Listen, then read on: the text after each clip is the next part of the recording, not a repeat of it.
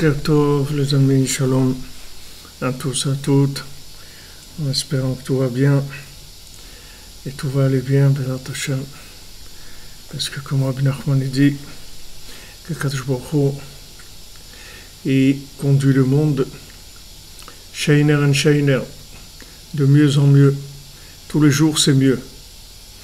Hashem il fait que tous les jours ça soit mieux en général, et en particulier, comme on voit tous les progrès qu'il y a eu dans la médecine, dans beaucoup de choses qui ont facilité la vie des gens, qui ont rendu la vie plus agréable. Alors Hachem, il fait individuellement aussi que ça va de mieux en mieux pour chacun, Bezrat Hachem et chacune. Alors hier, on a parlé de la Nekuda de la Simcha dans notre étude, et par rapport à l'équilibre qu'il y a entre la simcha et la recherche, c'est-à-dire qu'il faut qu'on ait une recherche, une remise en question, un vouloir toujours de plus profond, mais il ne faut pas oublier que le principal, c'est qu'il faut être besimcha pour rester connecté, comme on a expliqué hier, que s'il n'y a pas de joie, il n'y a pas de connexion. Que quelqu'un qui n'est pas joyeux ne peut pas être connecté avec Hachem. Alors Rabbi Nathan dit Alken madlikim ner Chanukah shebchinat or hashgacha me'et yetziat hakochavim. La raison pour laquelle on allume les bougies de Chanukah, qui représentent la lumière de la hashgacha, c'est-à-dire quand on parle de lumière de la hashgacha, c'est-à-dire lumière de la providence, ça veut dire que c'est une lumière une lumière, c'est une compréhension, c'est un vécu, c'est-à-dire c'est une prise de conscience. C'est la prise de conscience que le monde est drivé par Hachem, c'est-à-dire que notre vie, elle est entièrement sous la providence divine, dans le moindre des détails, dans ce qu'on arrive à faire, dans ce qu'on n'arrive pas à faire, dans ce qu'on a, dans ce qu'on voudrait vouloir et vouloir avoir. Dans toute cette conscience-là, c'est une lumière. la conscience de la providence divine, c'est une lumière.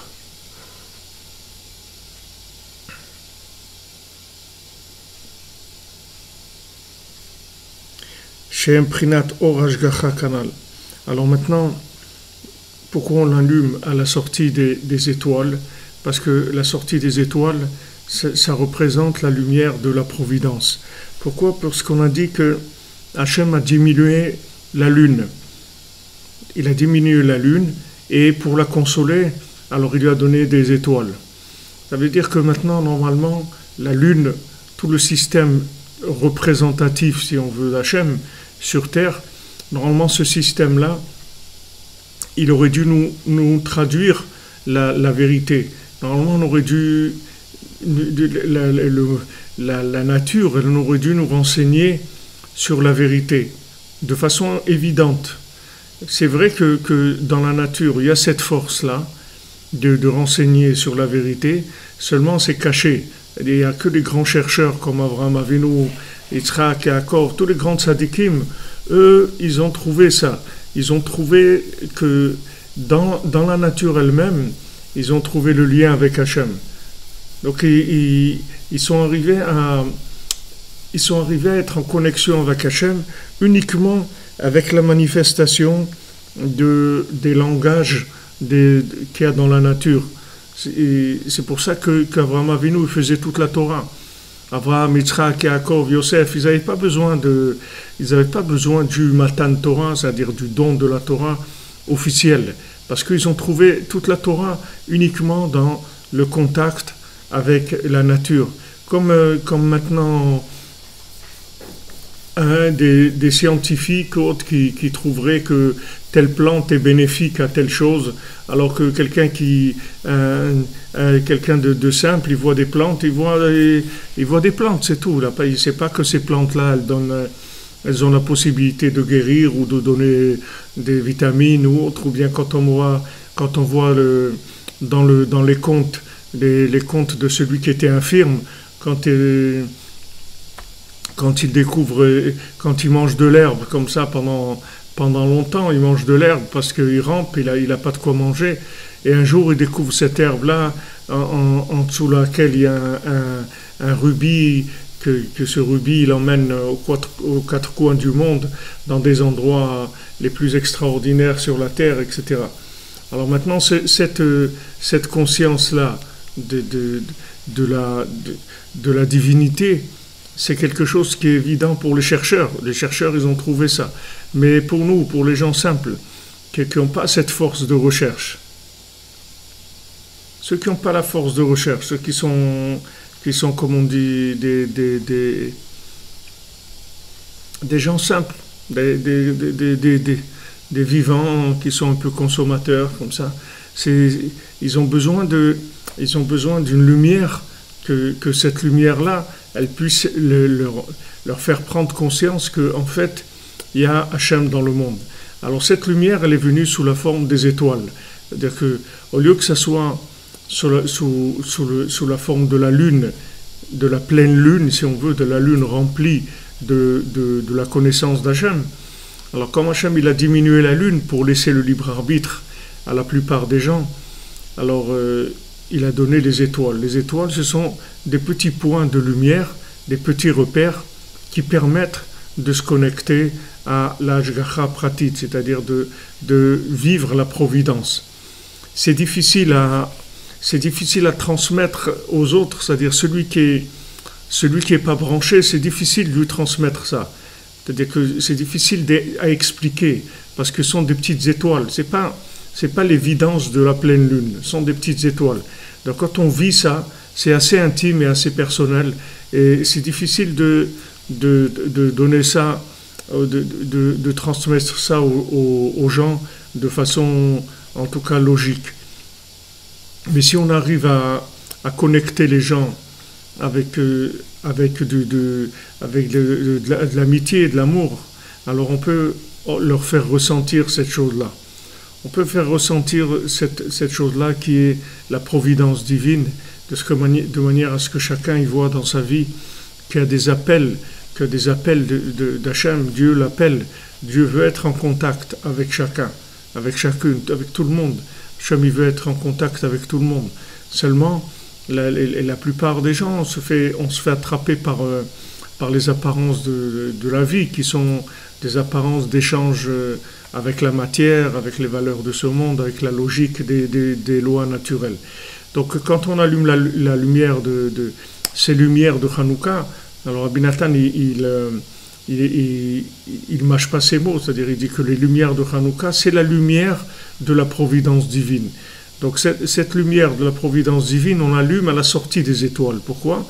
Précisément à la sortie des étoiles, parce que du moment où la lune a été diminuée, alors ce sont les étoiles qui vont montrer, qui vont nous renseigner sur la grandeur de la lune, c'est-à-dire en fait du reflet de la présence divine dans la matière. Si vous voulez toutes les étoiles, il y a des milliards d'étoiles. Si vous réunissez toutes les étoiles, alors vous allez avoir la lumière de la lune. Mais seulement, elles sont séparées, c'est des petits points, c'est tout. C'est pas quelque chose qui est évident. Pour ça qu'un des élèves des élèves de Rabbi Nachman, il y avait Rabbi Nachman, Rabbi Nathan, Rav Nachman Tuchiner qui était l'élève de Rabbi Nathan, et son fils et élève qui s'appelait Rav Avraham ben Rav Nachman. Alors lui, il a écrit plusieurs livres, c'était un homme de très, très haut niveau, et un de ses livres qu'il a écrit, il l'a appelé Korveor, il l'a appelé des étincelles, des Pourquoi il a appelé comme ça par rapport à ce qu'on est en train de dire ici? Parce que de la même manière que maintenant, trouver Hachem par rapport au système lunaire, c'est quelque chose qui est très difficile puisque la lune a été diminuée, donc elle n'arrive pas à avoir la force de nous éclairer sur les chemins à prendre dans ce monde pour vivre connecté à Hachem. Mais il y a les étoiles. Les étoiles, ce sont des petits points, que ces petits points-là, eux-mêmes, ils reçoivent la lumière de la lune et ils éclairent chacun un petit peu. Alors lui, il appelait son livre Korveor et il parle là-bas de tous les élèves de Rabbi Nachman parce que connaître Rabbi Nachman, c'est quelque chose de très difficile et très haut. Si on pouvait connaître Rabbi Nachman, le monde entier il aurait été réparé depuis très très longtemps. Depuis le jour où il est venu dans ce monde, le monde aurait eu sa réparation. Donc connaître Rabbi Nachman, c'est une prétention. C'est difficile de pouvoir connaître Rabbi Nachman parce que c'est un homme d'un niveau très très élevé, extrêmement élevé, on peut difficilement imaginer la grandeur de cet homme-là, puisque chaque mot qu'il a enseigné, il a dit chacune de mes paroles, elles sont valables pour maintenant, elles sont valables pour la période du Mashiach et pour la période de la résurrection des morts et même pour après ça. C'est-à-dire nous on accepte ces paroles parce qu'on lui fait confiance, mais le fait qu'on lui fait confiance, c'est le niveau, si vous voulez, de connexion, c'est lui qui va faire ressentir la grandeur de l'homme. C'est-à-dire combien on est connecté, combien on y croit. Et ça, c'est difficile d'avoir une émouna qui nous fait ressentir la grandeur du tzaddik à notre niveau, mais déjà au moins que ça soit optimisé à notre niveau, chacun individuellement. Alors il y a ces korvéors, c'est-à-dire ces élèves qui sont des traductions, si vous voulez, vivantes de la grandeur du tzaddik. C'est-à-dire que quand vous voyez Rabbi Nathan, ou les élèves qu'il avait Rabbi Nathan, ou les élèves des élèves, alors vous voyez des gens qui sont exceptionnels. Vous voyez des gens exceptionnels, des gens vraiment d'exception. Vous voyez Rabbi Nathan, c'est un homme exceptionnel, c'est pas un homme courant. Et pourtant, avant, il était avant qu'il se rapproche de Rabbi Nachman, à l'âge de 22 ans, c'était un homme qui était dans les systèmes religieux, qui était un homme de très, très, très honoré, de très grand niveau, un érudit, tout ce que vous voulez. Mais ce qu'il est devenu quand il a connu Rabbi Nachman, c'est autre chose complètement. C'est-à-dire c'est autre chose. Il s'est enflammé de façon extraordinaire. Il est devenu il est devenu Yehoshua, c'est-à-dire il est devenu la lune du soleil, comme nos sages nous disent Moshe Rabbeinu c'est le soleil et Yehoshua c'est la lune. L'élève c'est la lune, c'est-à-dire celui qui arrive à traduire la lumière du maître. C'est ça le principe de Yehoshua. Alors quand Rabbi Nathan s'est rapproché de Rabbi Nachman, la première année où s'est rapproché de lui, c'était en Elul, dans le mois de Elul. Et ensuite, bien sûr, il a eu énormément de difficultés du côté de sa famille parce que c'était terrible pour lui, c'est-à-dire que toute sa famille était contre les chassidim en général, et quand ils ont vu son attachement à Rabbi Nachman, comment il voyageait, il allait tout le temps chez Rabbi Nachman, etc. Donc c'était la guerre chez lui dans sa maison, avec ses parents, avec ses beaux-parents, il avait la guerre de tous les côtés, c'était extrêmement difficile pour lui, il a beaucoup souffert du côté de sa famille pour le rapprochement à Rabbi Nachman. Alors lui s'est rapproché au mois de Elul, et petit à petit, Rabbi Nachman, il a détaché de tout ce qui était matériel, etc. C'est devenu quelqu'un qui était vraiment complètement engagé dans la prière, dans l'étude tout le temps. Et ça a fait des problèmes à la maison parce qu'ils avaient un magasin et lui s'occupait avec son épouse du magasin. Petit à petit, il a laissé et ça fait des histoires. Et Rabbi Nachman, il devait marier sa fille Rosh Chodesh Nissan, sa fille Sarah, dans une ville qui était éloignée de la région. C'était plus le rapprochement Breslev-Nemirov. Rabbi Nathan, il était à Nemirov et Rabbeinu, il était à Breslev. C'était pas loin, c'est quelques kilomètres. Donc il pouvait aller tout le temps, il n'y avait pas de distance.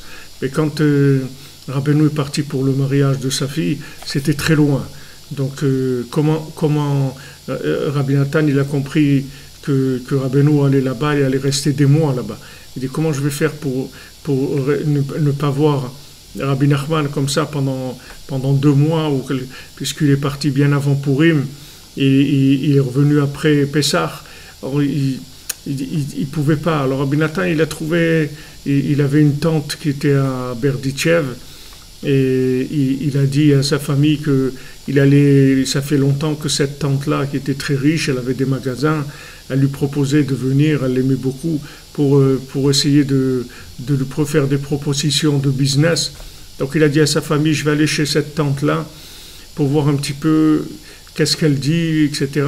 Et en fait, lui, son intention, c'était d'aller avec Rabbi Nachman pour qu'il soit à côté de lui pendant le mariage et toute cette période-là. Donc il a été, sa famille pensant qu'il allait faire du business, lui il a été chez Rabbeinu, et il est resté avec lui, et il a eu des moments extraordinaires, et il était dans une intensité de ressenti de la lumière de Rabbeinu qui était quelque chose d'extraordinaire.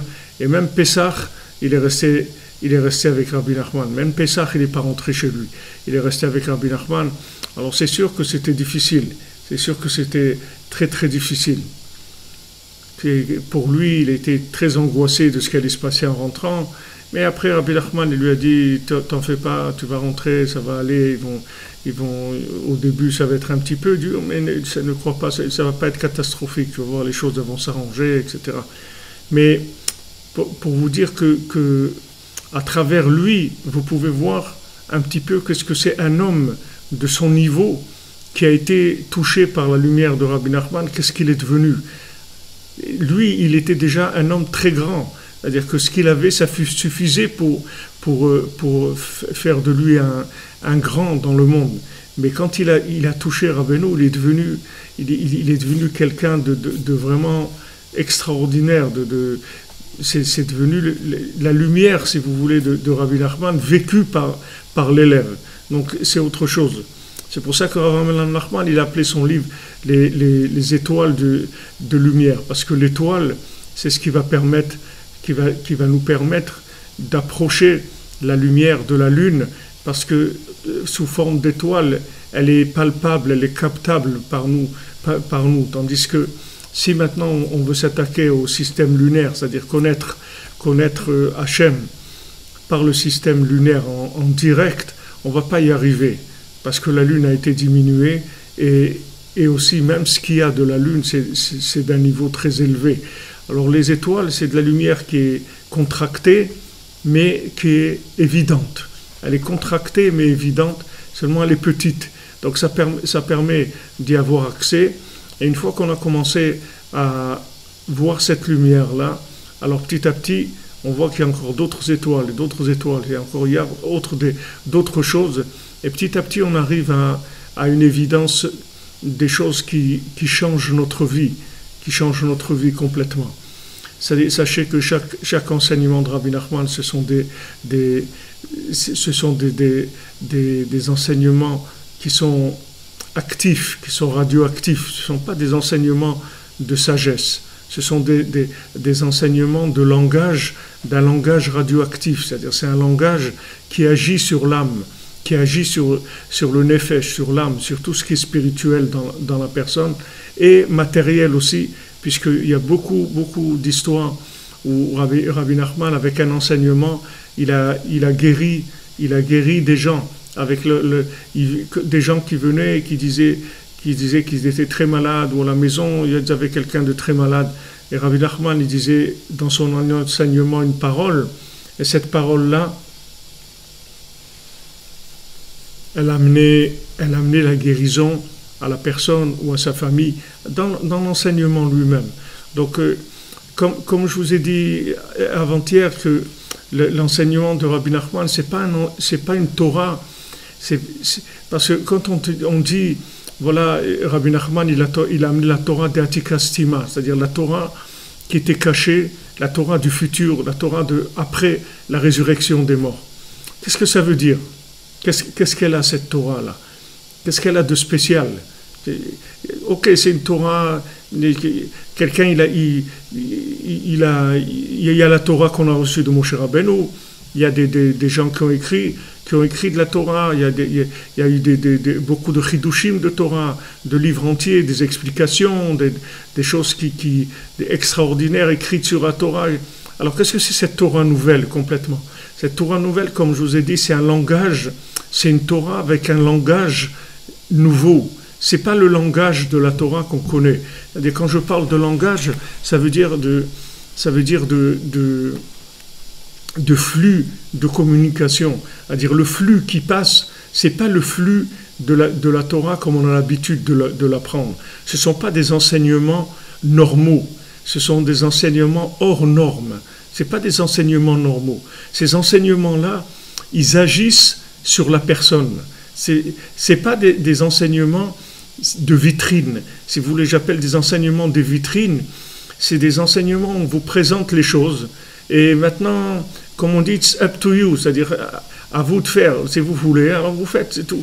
Voilà, on vous montre la vitrine. Vous voulez acheter, vous rentrez dans le magasin, vous essayez si c'est un vêtement, vous regardez la chose qui vous a plu à la vitrine, et vous payez. Voilà, et si vous n'avez pas de quoi payer, vous ne pouvez pas acheter. Mais ces enseignements de Rabbi Nachman, c'est pas comme ça. C'est pas des enseignements de vitrine. Ce sont des enseignements qui agissent directement à l'intérieur de la personne. Même si c'est-à-dire, c'est pas quelque chose où vous avez besoin, vous, d'être actif. L'enseignement lui-même, il est actif, il est radioactif. C'est-à-dire, il agit à l'intérieur de la personne. L'enseignement, le flux qui passe dans ces paroles, il agit à l'intérieur de vous-même. Vous, la seule chose qu'on vous demande, c'est de la connexion, c'est tout. C'est-à-dire de la confiance. Vous lui faites confiance, vous adhérez. Du moment où vous lui faites confiance, ces paroles, vous allez voir des changements en vous, des changements dans votre vie, qui ne sont pas des changements auxquels vous avez une participation consciente, que vous avez fait un effort pour changer. C'est l'enseignement qui va vous changer. Seulement, l'approche, c'est une approche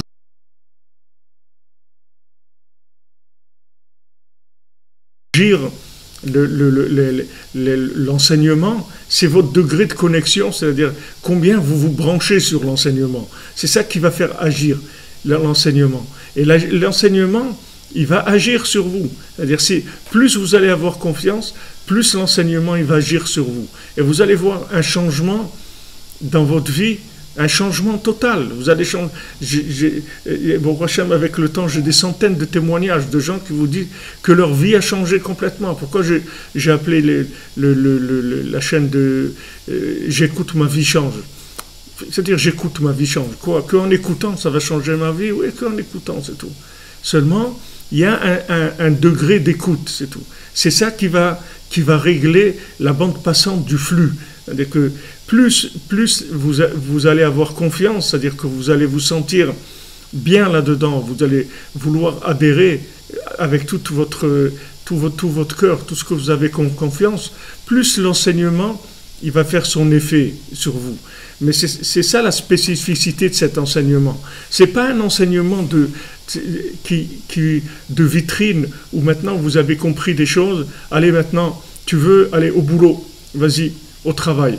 Même l'enseignement classique, il y a un petit peu de ça dedans. Parce que dès qu'on est en contact avec des textes, des textes qui sont saints, il y a une émanation de sainteté, de pureté qui donne des énergies positives à l'individu. Mais ça n'a rien à voir avec ces enseignements de Rabbi Nachman. Les enseignements de Rabbi Nachman, c'est mamage de radioactif, c'est-à-dire ça met dans l'individu des germes de vérité, des germes de force, de courage, de joie, de confiance en soi. Ce sont des graines, des germes qui se plantent et qui poussent à l'intérieur de l'individu. Et avec le temps, vous voyez des changements extraordinaires, des changements que vous avez rien fait pour ça. Vous avez fait que vous connecter, c'est tout. Vous êtes branché, c'est tout. C'est la seule chose que vous avez fait. D'ailleurs, on ne peut pas faire plus tellement de nos jours. Alors, ces enseignements-là, c'est ça leur spécificité. C'est ça leur spécialité, ces enseignements qui sont post-messianiques, qui sont post-résurrection des morts. C'est ça, parce que sinon, ça veut dire quoi? Ok, des enseignements d'après, ça veut dire quoi? Qu'est-ce que c'est? Ah, c'est beau, c'est des choses encore plus fortes, encore plus belles que celles qu'on a connues. Non, c'est pas plus fort, c'est pas plus beau. C'est quelque chose d'autre complètement.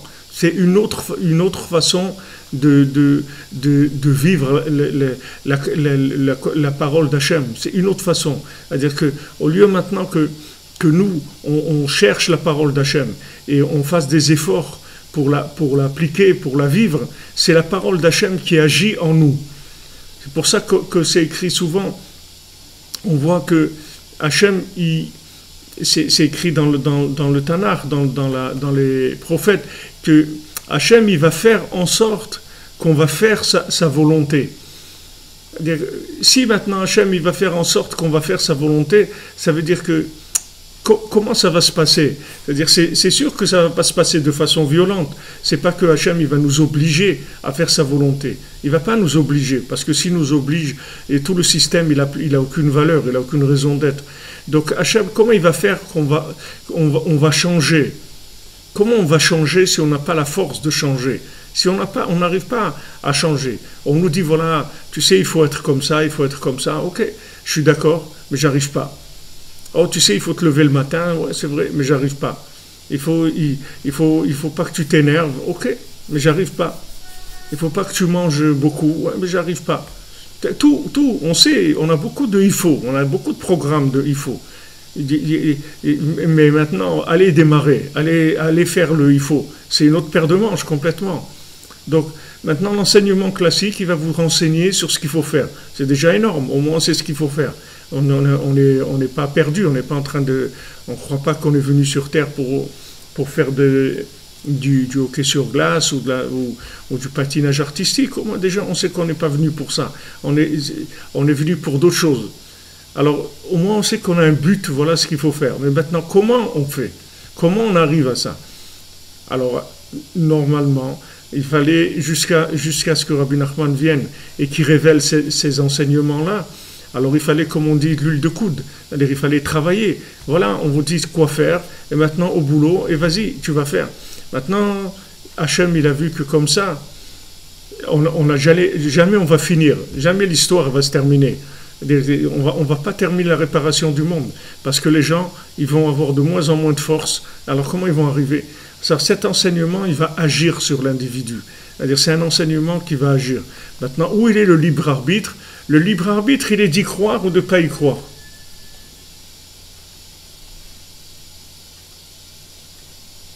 Ou maintenant on y croit, on n'y croit pas, c'est tout. Et maintenant, quand on y croit, alors il y a des degrés. Il y a des degrés. Il y a des degrés, plus le degré de connexion, de branchement est élevé, et plus le flux, il peut agir sur nous individuellement.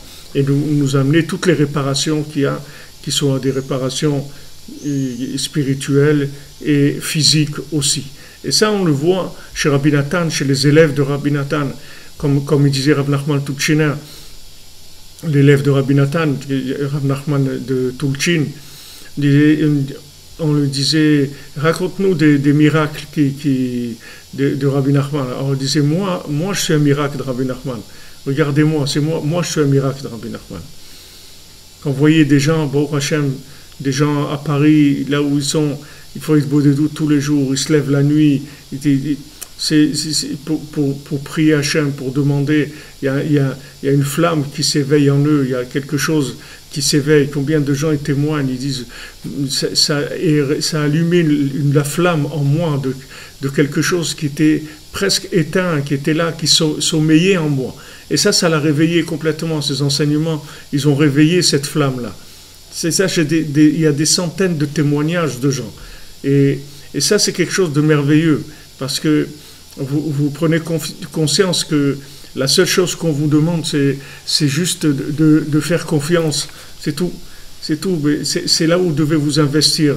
On ne va pas vous demander de faire l'effort de réparation, parce que vous n'avez pas les moyens de réparer. Vous n'avez pas les forces de réparer. Il faut que maintenant cet enseignement lui-même soit réparateur, qui porte en lui la réparation. Et donc ce sont des paroles qui sont complètement différentes de tout ce que vous pouvez avoir entendu ou connaître comme enseignement. C'est quelque chose de complètement nouveau. Rabbeinu l'a dit à Rabbi Nathan et Rav Naftali, ce sont des enseignements complètement nouveaux, comme il n'y a jamais eu dans le monde, qui vont vous amener, c'est le chemin pour arriver au même but, mais le chemin, la route, elle est complètement différente. C'est un autre chemin. Donc ça, c'est ce qu'on appelle la lumière. La lumière, c'est ce qui va éclairer à l'intérieur de la personne pour lui permettre de s'engager avec Hachem, d'être proche d'Hachem, de ressentir la présence divine dans notre vie, dans le moindre détail de notre vécu. Donc Rabbi Nathan, il dit que les étoiles, c'est la lumière de la providence divine. Donc il y a la lumière de la providence divine qui est la lune réparée, et comme on n'y est pas, alors on n'est pas à ce niveau-là. Alors il y a ces étoiles qui représentent chacune un petit peu de cette lumière-là. Alors maintenant, quand est-ce qu'on allume les bougies de Hanouka? Jusqu'à ce qu'il n'y ait plus de pieds dans le marché. Jusqu'à que les pieds dans le marché ils se terminent. C'est-à-dire que le mensonge, régel, ça veut dire le mensonge. Parce que, comme c'est écrit dans les Télim, Velo ragal al-leshono. Ragal al-leshono, le mot ragal, c'est pas comme régal en français. Ragal, ça veut dire que, comme on dit quelqu'un méragel, un méragel, c'est un espion, quelqu'un qui vient espionner. On l'appelle un méragel. C'est-à-dire, quand on dit regel minashuk, c'est-à-dire que le mensonge, il quitte le marché. Le marché, c'est l'endroit des échanges, d'accord? Comme on a vu que le marché, c'est l'endroit du Masa Onatan. C'est-à-dire, c'est là où on fait des échanges, on vend, il y en a qui viennent pour vendre, il y en a qui viennent pour acheter, et il y a des échanges. Alors ces échanges-là qu'il y a dans le marché, qui est un endroit de nombre, de multitude, il y a beaucoup de monde dans le marché, les gens ils viennent, et il y a du mouvement, il y a beaucoup il y a beaucoup d'animation dans le marché. Alors ça, le marché, ça représente la multitude d'interprétations de la vie qu'il y a dans le monde. Et c'est comme ça que le mensonge s'est glissé petit à petit. Et il a essayé de donner des théories, toutes sortes de théories de la vie. Voilà, la vie c'est ça, ou la vie c'est ça, ou il faut vivre comme ci, il faut vivre comme ça, sur des systèmes politiques, sur des systèmes même religieux, sur des systèmes économiques, systèmes philosophiques, des systèmes, toutes sortes de systèmes qui sont proposés, de modes de vie que le mensonge multiplie, de manière à ce que les gens ne se rendent pas compte qu'il y a une possibilité de se connecter à Hachem et de vivre sous la providence divine. Et c'est le seul système véritable qui existe sur Terre. Il n'y en a pas d'autre. Tous les autres systèmes, ce sont des systèmes qui viennent usurper le pouvoir divin en proposant des choses qui ne sont pas vraies. Alors maintenant, ce chouk, ça représente le mensonge. Le mensonge, ça veut dire l'obscurité. Alors quand on parle de régel, comme on voit la faute des Meraglim, c'est-à-dire ceux qui sont venus espionner Eretz Israël. Hachem, il a dit, voilà, Eretz Israël, c'est une terre où il coule le lait et le miel, et maintenant, eux, ils ont voulu aller voir, à se rendre compte sur place, c'est-à-dire que ils ont pas voulu s'approcher d'Eretz Israël par la confiance, ils ont voulu s'approcher par l'analytique. Ils ont dit, on va aller sur place, on va analyser, on va voir comment c'est, et pour qu'on ait envie de le faire, etc. Et en fait, ils sont fait avoir, parce que quand ils ont essayé d'analyser, alors ils ont trouvé tout à l'envers. Tout était à l'envers dans l'analyse, parce que le fait que maintenant Hachem a donné la terre d'Israël, alors c'est une terre dans laquelle on peut pas vivre avec la logique. Il n'y a pas de logique. Voilà, les gens ils sont tranquilles et trucs, et d'un coup il y a des fous, ils décident d'envoyer des bombes sans arrêt, et des gens comment ils vivent les gens, comment aller se protéger tout le temps, fuir les bombes, etc. C'est pas un pays qui fonctionne comme tout le monde entier. C'est autre chose complètement, c'est notre approche de la vie complètement différente. Pourquoi ? Parce que c'est un pays qui vit avec la Shgacha. Les yeux d'Hachem, ils sont sur Eretz Israël toute l'année. Ça veut dire que les yeux d'Hachem, ils sont sur le monde entier. Mais sur Eretz Israël, il y a un rapprochement très spécial. Donc il leur a dit, si je vous dis que c'est bien, acceptez ça, n'allez pas plus loin. Parce que si vous essayez de vérifier, vous allez vous tromper. Parce que ce n'est pas un endroit que vous pourrez vérifier avec votre logique. Donc, comme je vous disais tout à l'heure, c'est-à-dire, cette Torah-là qu'on a l'habitude, la Torah de vitrine, que c'est une Torah où la personne, elle doit analyser, elle doit faire des efforts, elle doit chercher comment elle va faire pour avancer, etc. Tout ça, ça ne va pas marcher par rapport à ces enseignements de Rabbi Nachman. Les enseignements de Rabbi Nachman, ça marche que par la confiance, c'est tout. Eretz Israël, c'est une terre qui demande la Emouna, c'est tout. Shron Eretz ou Emouna, comme c'est écrit dans les psaumes. Habite en Israël et fais grandir la Emouna. Le fait que tu es en Eretz Israël, c'est pour faire grandir ta Emouna. Et si maintenant tu veux avoir une approche logique, tu vas te retrouver en dehors d'Israël. Parce que la terre d'Israël, elle n'est pas approchable par la logique. Impossible. Donc c'est pour ça qu'on les appelait des Meraglim. Des Meraglim parce que, en fait, c'est des menteurs. C'est des espions. Des espions, ça veut dire qu'ils viennent... Qu'est-ce que c'est l'espionnage ? C'est de venir voir des choses que tu n'as pas le droit de voir. Un espion, c'est quelqu'un qui vient amener des renseignements que normalement on ne doit pas connaître. Alors il vient espionner pour amener des renseignements, des choses cachées. Alors un Meragel, c'est quelqu'un qui vient pour essayer de comprendre. Il dit oui, mais je veux comprendre quand même. Alors s'il veut comprendre quand même, il va tomber dans le mensonge. C'est ça le principe du mensonge. Le mensonge, il essaye de vous faire comprendre, soi-disant, des choses, de vous présenter de la logique à des choses. Et cette logique-là, en fait, elle est complètement à côté de la vérité. Ça a l'air de tenir debout, d'être bien huilé comme raisonnement, etc., mais ça ne vaut rien du tout. Ça mène nulle part. Pour ça que quand les frères de Yosef ils sont venus le voir en Égypte, une fois qu'ils avaient fait ce qu'ils avaient fait, qu'ils avaient essayé de le tuer, de le vendre, etc., quand ils sont venus en Égypte, il leur a dit, vous êtes des Meraglim, vous êtes des gens qui viennent espionner l'Égypte. Et ils ont dit, mais non, nous on n'est pas des gens qui sont venus espionner l'Égypte, nous on est des gens de vérité, on est des Kenim Anachnou, ils ont dit, nous on est des gens de Kenim, c'est-à-dire des gens sérieux, des gens de vérité. Il leur a dit, non, vous êtes des espions, vous n'êtes pas des gens sérieux.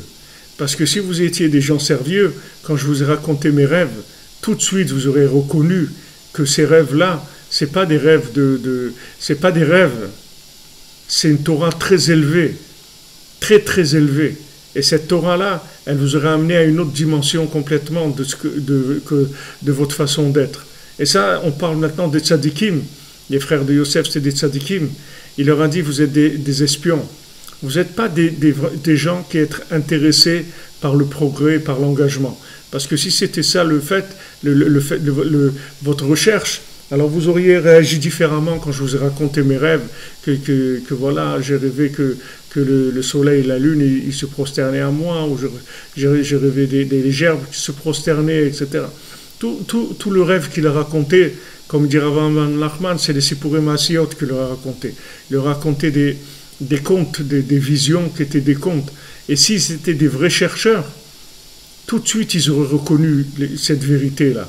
Donc il leur a dit, vous êtes des Meraglim, vous êtes des gens qui êtes des espions. Donc il les a, c'est la première chose qu'il leur a dit, il les a repoussés complètement.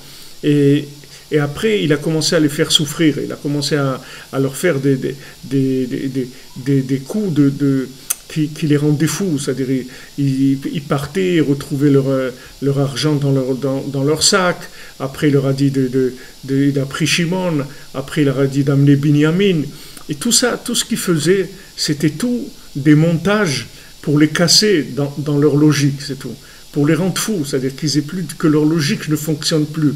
Une fois que leur logique a été cassée complètement, alors là, ils sont prosternés à lui, il leur a dit, Ani Yosef, qu'est-ce qu'il leur a dit? Il leur a dit ce qu'il leur avait dit avant, il n'a rien dit spécial. Selon maintenant, le fait que leur logique s'est cassée, ils ont pu avoir accès à la confiance en lui et ils sont prosternés à lui. Il dit, voyez, qu'est-ce que je vous avais dit? Je vous avais dit que vous alliez vous prosterner à moi. Mais ça, vous ne pouvez pas l'accepter parce que vous étiez dans une logique, que cette logique, elle dit, ouais, mais c'est quoi ça? Ça veut dire quoi ça? Ok, ça veut dire quoi? Ok. On verra, vous allez voir les choses se faire.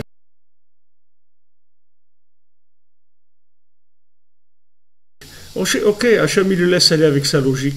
Et à un moment, il tombe sur quelque chose où il n'y a plus de logique, il n'y a plus de compréhension, il n'y a plus rien. C'est fini. C'est fini, il n'y a plus de logique. La personne, elle tombe devant un grand point d'exclamation.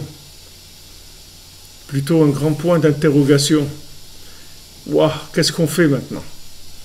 Non, mais je croyais que tu avais de la logique.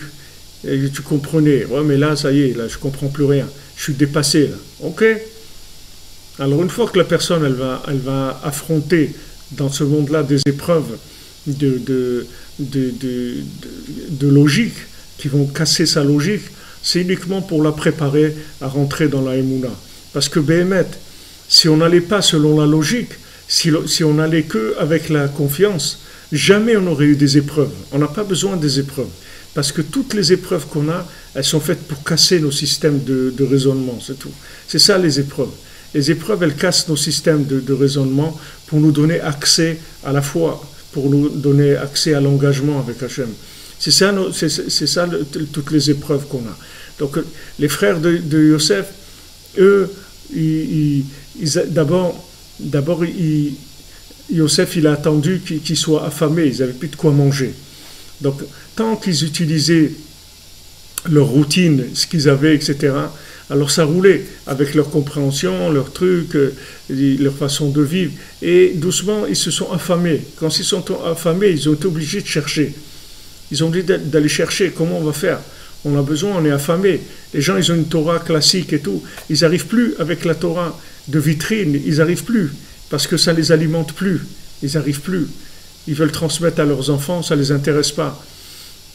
Ça ne les intéresse pas. Ils veulent transmettre à leur famille, ça n'intéresse personne. Parce que c'est de la vitrine, ça n'intéresse pas les gens. Donc ils cherchent, ils voient que ça n'intéresse pas. Alors il dit, attends, il y a un problème. S'ils sont sincères, ils cherchent. S'ils ne sont pas sincères, ils vont rester derrière. Mais s'ils sont sincères, ils vont chercher. Quand ils vont chercher, ils vont arriver petit à petit à Yosef. Quand ils vont arriver chez Yosef, il y a deux possibilités. Soit maintenant, ils reconnaissent Yosef tout de suite et ils se rendent compte que ce qu'il faut, c'est uniquement accepter ce qu'il dit et avec ça, on va arriver à tout. Soit maintenant, ils commencent à être un petit peu, comme on dit, spéculatifs ou un petit peu interrogateurs ou un petit peu... Et à ce moment-là, ils vont avoir des épreuves pour casser leur logique. C'est-à-dire pour que leur logique, elle soit pas comme qu'elle marche pas. Rabbeinu, il avait un élève qui s'appelait Rabbi Yekutiel, le Maguide de Tirovitse. Le Maguide de Tirovitse, c'était un grand tzaddik qui est devenu l'élève de Rabbeinu. Rabbeinu, il avait 18 ans et lui, il avait 80 ans. Il a dit, je suis devenu l'élève d'un enfant. Mais dès qu'il a vu Rabbeinu, c'était un connaisseur en tzadikim, puisqu'il avait connu tous les tzadikim de générations d'avant. C'était lui-même un tzadik, mais il avait connu beaucoup de tzadikim. Donc il disait, moi je suis un spécialiste en tzadikim. Moi j'ai connu tous les tzadikim qu'il y avait avant, et je sais ce que c'est un tzadik. Je peux vous dire que cet homme-là, c'est un tzadik qu'on n'a jamais eu. Il a vu dans Rabbeinu, il a reconnu Rabbeinu. Il a reconnu dans Rabbeinu un niveau extraordinaire. Et il avait un gendre qui s'appelait Rabbi Isaac. Rabbi Isaac, c'était le gendre de ce Rav Yekutiel, et qui était un très grand érudit en Torah, qui étudiait beaucoup et tout. Et son beau-père, Rabbi Yekutiel, de temps en temps, lui lançait, il lui disait, tu sais, il y a Rabbi Nachman là-bas et tout. Peut-être un jour, si tu es de passage, tout ça, va le voir et tout, tu verras, c'est quelqu'un de spécial, tout ça. Il essayait un petit peu de le connecter, un petit peu. Mais ce Rav Isaac, là, il était dans son étude, dans ses trucs, et il ne se passait rien. Et un jour, il a dû être dans la ville où se trouvait Rabbi Nachman, et il a été le voir. Il a été le voir et lui, ce Rav Isaac là, c'était un des grands bourgeois de la Torah. C'est-à-dire, il allait avec des vêtements en soie, il avait une canne comme ça décorée et tout. Et quand il est rentré, donc Rabbi Nachman, il a vu qu'il arrivait chez lui. Alors Rabbi Nachman, il a fermé la porte à clé. Alors lui est arrivé, il a tapé plusieurs fois. Après Rabbi Nachman, il l'a ouvert, il a dit bonjour, il a dit pour arriver chez moi, il faut taper beaucoup à la porte. Pour rentrer chez moi, il faut beaucoup taper à la porte. Il lui a dit ça, il l'a fait rentrer. Et après, il lui a dit toutes sortes de choses avec sa sagesse. D'abord, quand il lui a parlé, Rabbi Nachman, il lui a dit tout ce qu'il avait dans sa tête depuis qu'il était chez son beau-père, etc. Il lui a dit toutes ses pensées. Déjà là, il était complètement sidéré de voir qu'il lisait toutes ses pensées. Même quand il était là devant lui, ce qu'il avait dans la tête, il lui disait Rabbi Nachman. Alors il était mamache ébloui de ça. Et il a commencé à avoir une crainte terrible qui est venue sur lui, une très grande crainte. Et Rabbi Nachman, doucement, lui a parlé. Et après, c'est devenu un des grands élèves de Rabbi Nachman. Il s'est rapproché. Mais ce qu'il a fait, Rabbi Nachman, c'est qu'il l'a amené doucement. C'est qu'après, il s'est cassé. Il s'est mis à pleurer. Et il a dit, voilà, depuis mon enfance, qu'est-ce que j'ai fait? Et je faisais semblant de faire ça, mais en fait, j'étais pas là. Il a commencé à dire tout, à se confesser sur toutes les bêtises qu'il faisait, toutes les choses qui n'étaient pas en accord avec lui, tout l'orgueil qu'il avait aussi. Tout seul, c'est-à-dire Rabbi Nachman, il lui a rien dit directement pour l'attaquer sur des points ou autres, rien du tout. Mais Rabbi Nachman lui a parlé d'une chose, d'une autre et tout. Et en fait, il rentrait en lui un flux de sainteté, de connexion, qui lui a fait une prise de conscience énorme, qu'il s'est cassé. Et après, après il a regretté tellement, et quand il est rentré chez lui, il avait tellement honte de son beau-père, il dit comment je vais pas écouter mon beau-père qui me parle depuis tellement longtemps de ce tzaddik-là, et il a dit à son beau-père, j'ai été, et vous avez raison, c'est autre chose complètement, c'est une autre dimension, c'est quelque chose d'extraordinaire. Il est venu, il était complètement enflammé, il était un autre homme. Je vous dis ça pour vous dire comment Rabbi Nachman il agit. C'est-à-dire que d'abord, il casse les barrières. C'est-à-dire les barrières, c'est la logique. C'est-à-dire c'est la personne qui s'est construite avec sa logique, avec sa compréhension, qui a l'air d'être bien dans sa peau. C'est la personne réussie, elle a réussi sa vie, voilà, j'ai compris, ou même dans la Torah, j'ai fait tchouva, voilà, j'étudie, je sais des choses, etc., voilà, ma vie, etc. Non, Rabbi Nachman, doucement, il va casser la logique de la personne. Si la personne, elle veut s'approcher de la vérité, alors on va lui casser sa logique, parce que sa logique, en fait, c'est un écran qui l'empêche de rentrer. C'est quelque chose qui l'empêche de rentrer dans la vérité. Donc la première chose qu'il fait, c'est de casser la logique. Yosef, il reçoit ses frères. Bien sûr, il leur a dit ce qu'il avait à dire avant. Ils n'ont pas accroché, comme on dit. Donc maintenant, il prend une autre méthode. Il dit maintenant, qu'est-ce qui les a empêchés d'accrocher? C'est la logique qu'ils avaient. Ils avaient une façon de raisonner qui leur empêchait de se connecter. Donc qu'est-ce qu'il fait Hachem? Il casse la logique. Qu'est-ce qu'il fait le tzaddik plutôt? Excuse-moi, il casse la logique. C'est-à-dire il vient et il fait des choses qui vont casser la logique de la personne. Il faut que la personne, sa logique ne fonctionne plus, le raisonnement ne fonctionne plus. Donc la porte, les chemins du cœur, les canaux du cœur sont ouverts. Maintenant, comme on dit, on peut passer à table, on peut parler maintenant. Parce que ça y est, les chemins du cœur se sont ouverts. C'est ce qui se passe, tous ces gens que vous voyez qui viennent à Ouman et tout. C'est tous, ils ont cette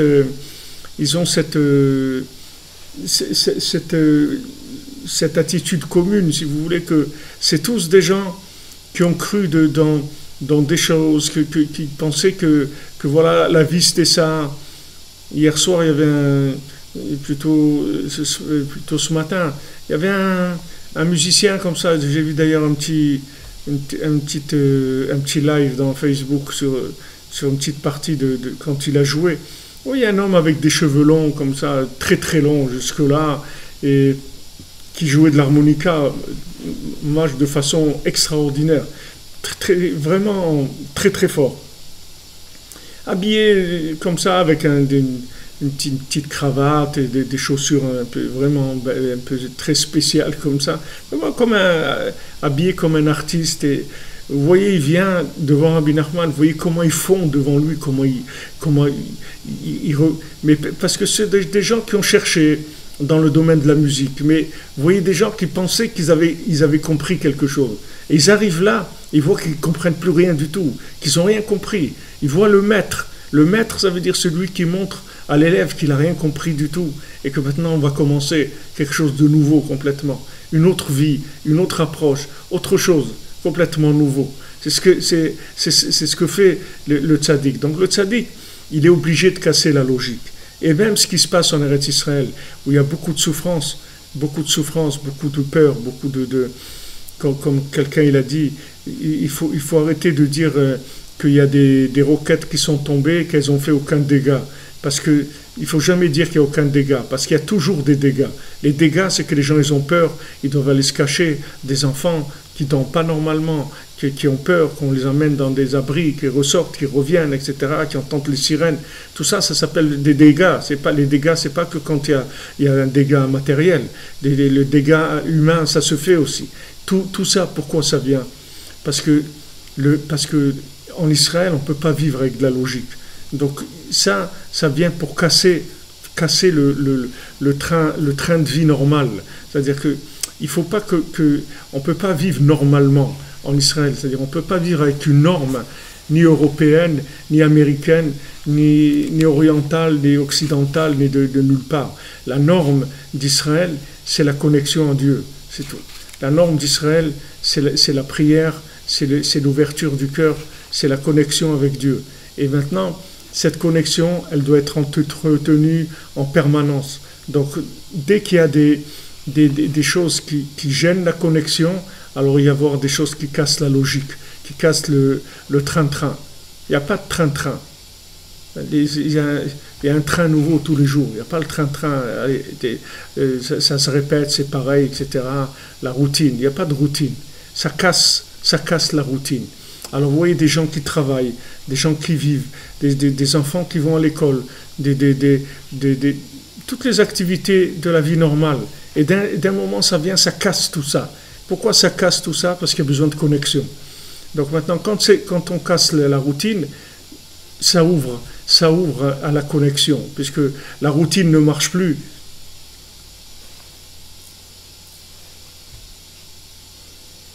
La routine ne marche plus.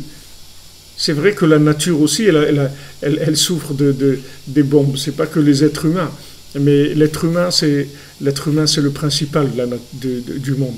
Tout le reste, c'est venu pour servir l'être humain. Le but de ce monde, c'est l'homme, c'est pas tout le reste. Le reste, c'est des choses qui viennent accompagner. Alors, quand on est déstabilisé dans notre vie, il faut savoir que cette déstabilisation, elle est indispensable à notre progrès. Et que si on n'était pas déstabilisé, on ne pourrait pas voir des choses nouvelles. On serait tout le temps dans notre routine et voilà, notre train de tous les jours, etc. Alors des fois, il y a des choses qui viennent, qui dérangent, qui déstabilisent. Cette déstabilisation, elle est faite pour ouvrir le cœur, c'est-à-dire ouvrir les outils de connexion qu'on a en général tendance à laisser de côté parce qu'on a une tendance à aimer la routine, la régularité, la tranquillité, etc. Mais on n'est pas venu dans ce monde pour être tranquille dans de la logique. On est venu dans ce monde pour chercher de la connexion avec Dieu sans arrêt, tous les jours. Tous les jours, on doit chercher. Ça ne veut pas dire qu'on doit être enfermé dans une pièce et chercher. Ça veut dire qu'on doit, là où on est, au Vlertechabader, comme on a vu, quand tu es en chemin, quand tu sors de chez toi, tout ton ouïe, elle doit être branchée sur la recherche d'Hachem. Quand vous voyez quelqu'un, si quelqu'un se trouve dans une situation qui n'est pas une situation normale, si quelqu'un se trouve au milieu de la mer et que son bateau ne marche plus, etc., alors vous allez voir qu'il va avoir un œil différent sur tout ce qui l'entoure. Il va être à la recherche du moindre détail qui peut le renseigner sur peut-être qu'il va y avoir du secours, peut-être quelqu'un qui va le voir, peut-être qu'il va y avoir... Il est là, il a une autre façon de voir les choses complètement, parce qu'il n'est plus dans la situation où il était avant, que tout allait bien. Alors dans notre vie, quand tout est logique, alors on ne se rend même pas compte de ce qui se passe, parce qu'on est dans la logique de tous les jours. Mais quand maintenant la logique s'arrête de fonctionner normalement, c'est-à-dire qu'il y a un blocage à un moment, il y a un bug dans la logique, alors ce bug de la logique, il ouvre, il dit attends, qu'est-ce qui se passe? Qu'est-ce qui se passe? Qu'est-ce qu'on fait là? On va où? Etc. Alors il y a une remise en question. Et en fait, vous voyez tous les gens qui ont besoin de délivrance, qui ont besoin je les vois parce qu'avec uniquement les années d'expérience et les gens, donc c'est facile, ça devient évident, c'est-à-dire on voit le problème, si vous voulez, des gens. Et je vois des gens qui ont des difficultés à se marier, à trouver leur conjoint, c'est parce que c'est des gens qui ont beaucoup de logique. Ils ont beaucoup de logique. Maintenant, le fait qu'ils ont de la logique, ça les empêche de voir la providence. C'est-à-dire, ça les empêche de voir ce qu'ils doivent voir. Parce que la logique, si vous voulez, c'est comme un moteur qui est dans la tête et qui tourne sur lui-même. Donc il ne se rend pas compte qu'il y a quelque chose à côté. Si vous prenez une machine, la machine, elle tourne, comme on dit, machinalement. C'est-à-dire, on fait les choses machinalement. C'est-à-dire, une chose amène une autre. Et voilà, on vit c'est les gens qui ont des difficultés à trouver leur conjoint.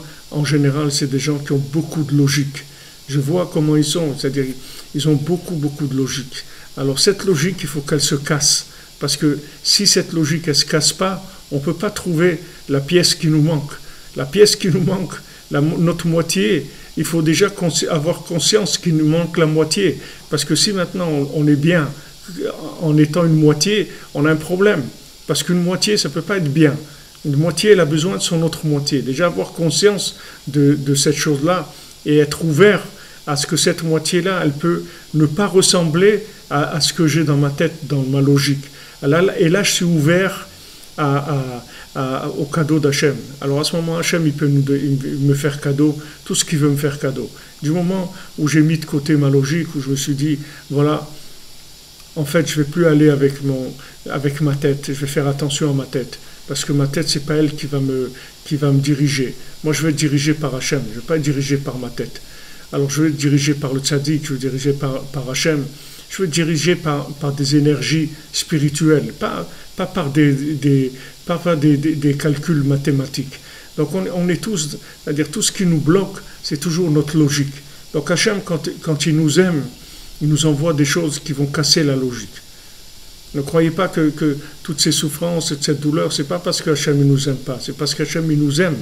Alors Hachem il casse nos systèmes, de manière à ce qu'on puisse découvrir la vie. C'est dommage de passer à côté de la vie en vivant machinalement, en vivant dans de la routine, alors qu'il y a des merveilles à découvrir qui sont la connexion avec l'infini, le bonheur.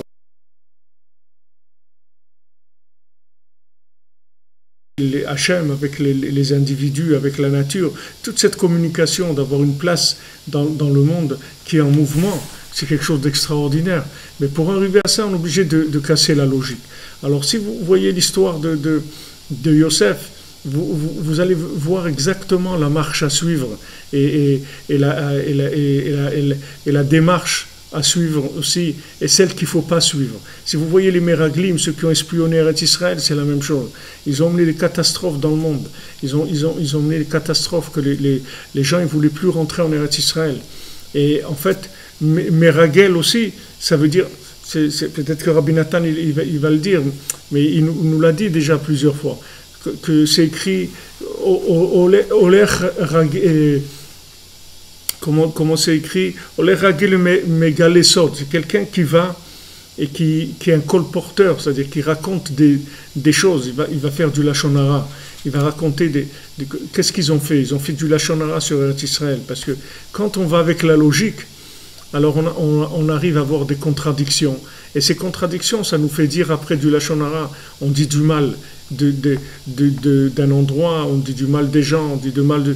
Pourquoi? Parce que notre logique, elle a été cassée, c'est-à-dire elle a été remise en question. On voit des choses, on dit mais c'est pas logique, c'est pas normal ça. Alors ça y est, on commence à parler du mal.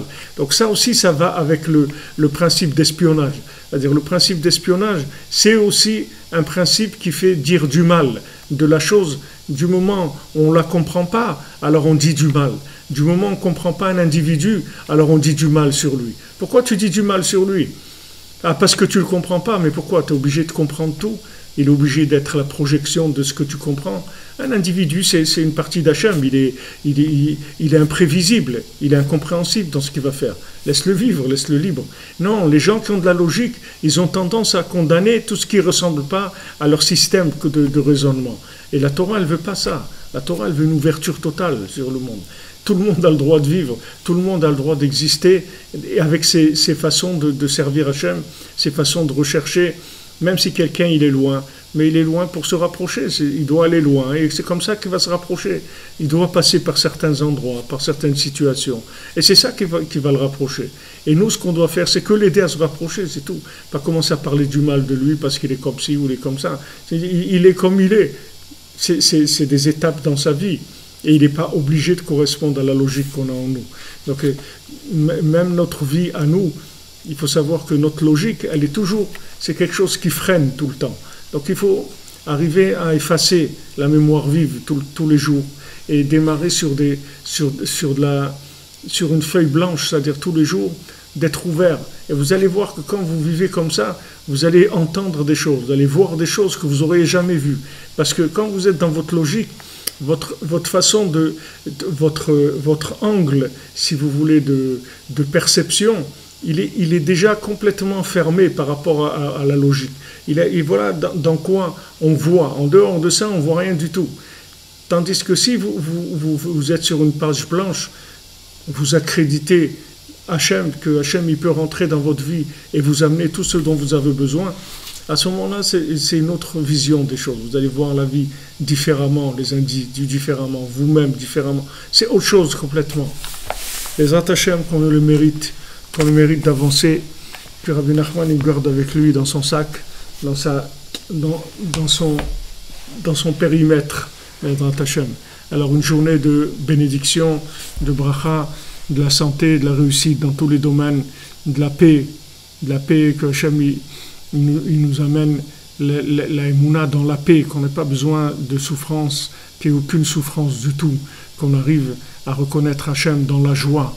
Comme Rabbi Nachman a dit, si on danse, on chante, on tape des mains, alors ça adoucit la rigueur. Pourquoi?